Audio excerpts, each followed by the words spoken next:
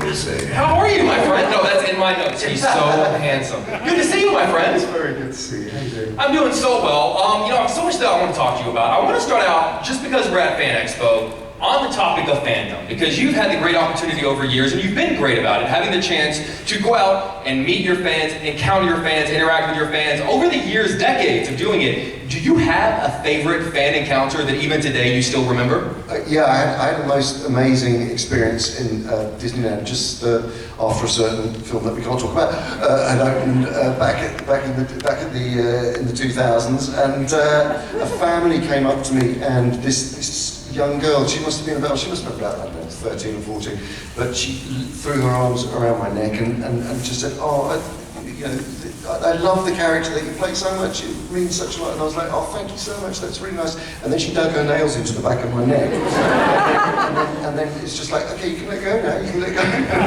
And then her brothers tried to pull her off, and then he couldn't pull her off. And then the whole family, there were about 7 or 8 of them, were trying to pull her off, she still wouldn't let go. And I was literally being dragged down the kind of... We just got her off backstage, like we just got her back there. I want to talk about, there are so many different things that people can talk to you about. When you sort of lock eyes with someone crossing the street and you know they're coming to me, I'm the person, they are running toward me, can you clock them? Can you tell, I know exactly what they're going to talk about? Not exactly, but I mean, I mean, it's so funny. It's so weird, being someone who's noticed, walking down the street. There are days where I can walk down the street and nobody notices you at all. And then there are days when you literally can't move, and it's just inexplicable, and I don't understand why it is. It's something that you give off, that you're projecting, or that, we all project things at different times, don't we? But there are days where you can be invisible, and there are days where you just can't, and it is such a weird thing. But when you see someone turn and start walking towards you, and I don't mind, listen, I will talk to anybody about anything, because their passion comes across, and it's always really a genuinely lovely experience talking to people about the things that I've been lucky enough to be part of. So I can spot people a way off, yeah, for sure.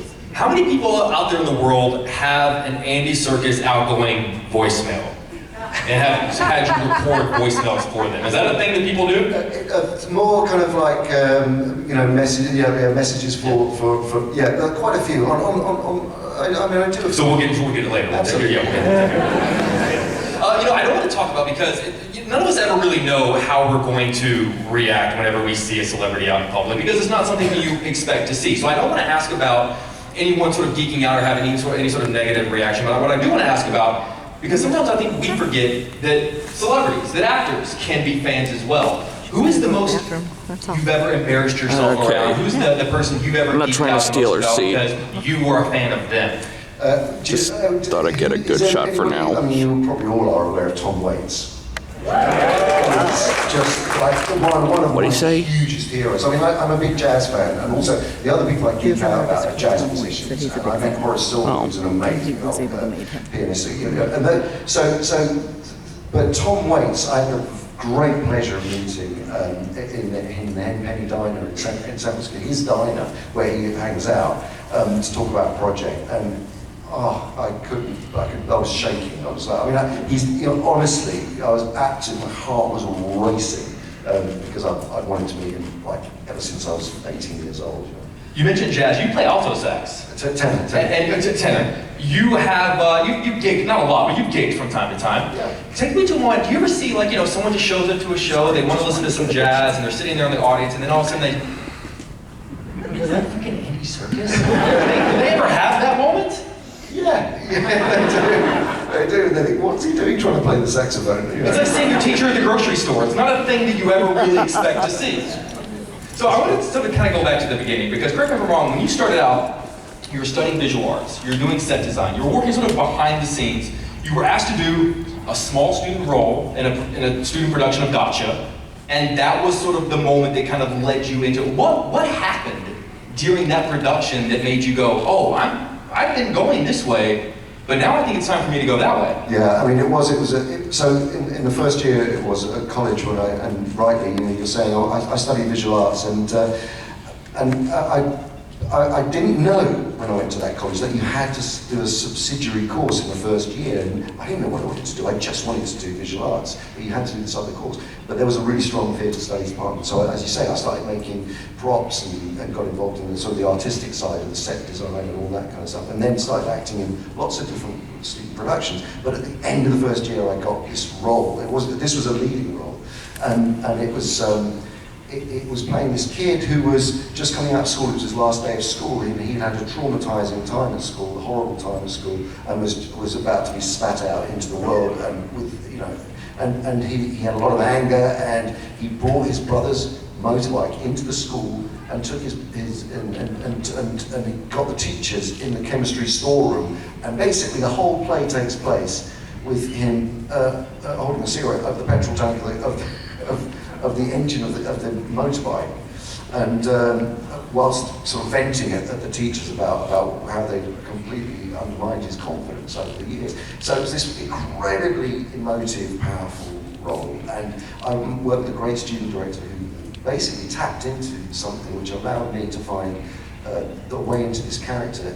And it was like a lightning bolt hit me, that you can walk in someone else's shoes, that you can become someone else, that you can feel, genuinely feel, and bury yourself in this world of this other person, and become them. And so literally, I remember ringing my parents after that moment, after we put the show on, and just saying, they didn't want me to become anything to do with visual arts in the first place. But I phoned them up and I said, it's okay, I'm not doing visual arts anymore, I'm going to become an actor. How did that go over? It was like, hello? Mum, Dad, I'm going to be... they were horrified, absolutely horrified. It was just like going, what they thought was a precarious business I was entering into times a million, they were horrified, and it took them a long time to come round. So at that point with your parents, you want to convince them, look, I have what it takes. This is going to work out well. Look at the kind of work I can do. Take me back to 1992. You're in London. You're on stage, and you're in a production, or you're playing a role called Dog Boy. Yeah. And your parents are in the audience. Yeah.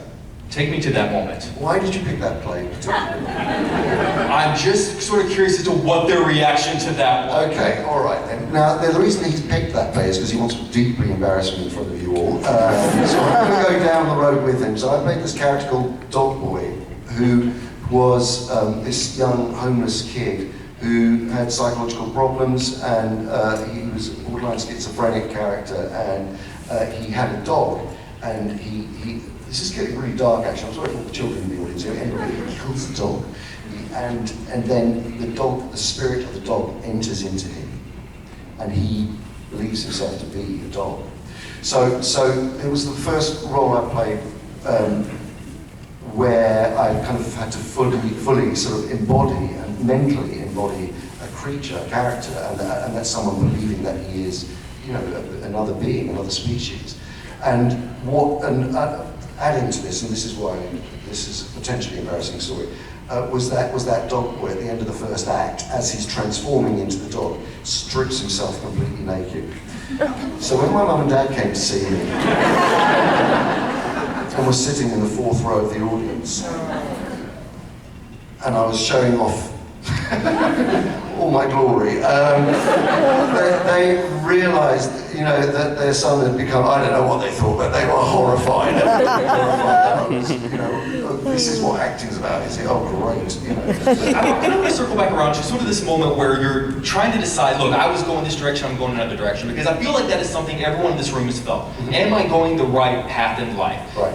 What advice would you have for someone who's in that moment in life? They don't know if they're going the right direction, and it might be scary to go the other, but maybe that's something worth doing. 100%. The kind of, the making a choice in life and having a direction is really, really important. But suddenly, if a door opens up that is exciting or different, or that requires you to take a bit of a risk, I would say do it, because it's really inevitably will be fulfilling in some way, I think. I don't think you make wrong decisions. I think if you make a strong decision, then in life, then I think it'll pay off, because it's with intent. If you live with intent, then it's a good thing. And it does, you know, it may not be that you know, you go through that sliding door and go off in that direction. It may not be that, but the adjacent promise is a phenomenon which I really believe in. Is always have a plan, always have a drive in life, always have a mission. But if that mission kind of is beginning to tell you, no, it's over there, then follow it. You know, I want to talk about those early years in your career where, just because you decide to be an actor, it doesn't mean the next day you can show up on Fan Expo stage and talk about an incredible career. You had those years where you have the failed auditions and the embarrassing moments and your parents showing up. How important are those moments for whenever you do find the success that you always want to find? How important is it to have those memories of those early years where maybe things weren't going out as well as you wanted them to? No, it's hugely important, and I think today, you know, we're so used to a culture where everything is instant, and overnight success, overnight failure, cancel culture, all of these things. Everything's like now. You know, nothing has the chance to grow, to build, to, you know. And I suppose there is something about paying the dues, about you know, not having money, not having, you know, growing up as an artist and having to think about where your next week's wages are. You know, it's going through that process, and it makes you value everything that you have, and it makes you value and make choices about the stories you want to tell, about the parts that you aspire to play. You know, certainly as an actor, we really had, you know, my generation of actors, I think, really had to, it didn't just come easy at all. There wasn't the internet, there wasn't the way of getting yourself out there. You couldn't promote yourself in the same way that you can now. And so there are some amazing things about the internet, and there is a sense of egalitarian, an egalitarian kind of nature of everybody having the chance to put themselves out there. But then it's like, what are the stories that you're burning to tell? Those are the things that I think people want: the fame and the glory and to be noticed and the notoriety, but not necessarily have anything to say. And that's kind of not the era that I grew up in. Where I got it right now. Theatre. I mean, I was very lucky, because when I started working as an actor, I worked with a theatre director who basically said, "Why do you want to be an actor? What is it about acting that is important to you?" And I said, and he taught me the necessity. He says it's a service. You're providing a service. You're going out, you're researching, you're bringing back information, and you're sharing that with an audience. And that is really, I was lucky enough to work with someone who had that as a belief system in terms of just setting me off on the road to being an actor. Because I think people can get so caught up in the fame aspect, or the self-glorifying, or the self-therapy. You know, a lot of actors kind of use roles to work themselves out. But if you think of it more as providing a service for an audience, and that is what really I've carried with me all my life, and why I feel like I connect so much with the audiences, because you guys are the ones who help us tell the stories, or you reflect back to us the sorts of stories you want to hear and be told, and that's vitally important in a big community. You talk about not letting the celebrity get to you. I told you I'd set up a story that embarrassed you, so now I want to tell a story the opposite direction. The first time you and I ever met, years ago at a press junket, I was the first one up, so I was waiting for you to walk in the room. And whenever you walked in, you shook my hand, and you shook the hand of every other person in the room. You asked who they were, what their names were, what they did for a living, what their kids did. And my first thought was, that is someone who's worked behind the scenes. That is someone who didn't just get catapulted into celebrity, didn't just get catapulted into stardom.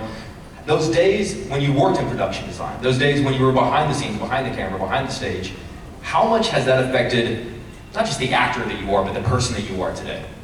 I think it is important I think a lot of actors are kind of made to feel like they're infantilized in a way. Actors they get picked up, they get taken to work, someone takes their coat and given a coffee. But as soon as you're treated, you can be treated like a child if you want to be treated like that. I would love that. So. I like it sometimes, but I think it's really important that you know what everybody else's job is on a film set or backstage, and engage with everybody equally. And it's not difficult. Everyone's a human being. You're in a lucky position to be the driver of the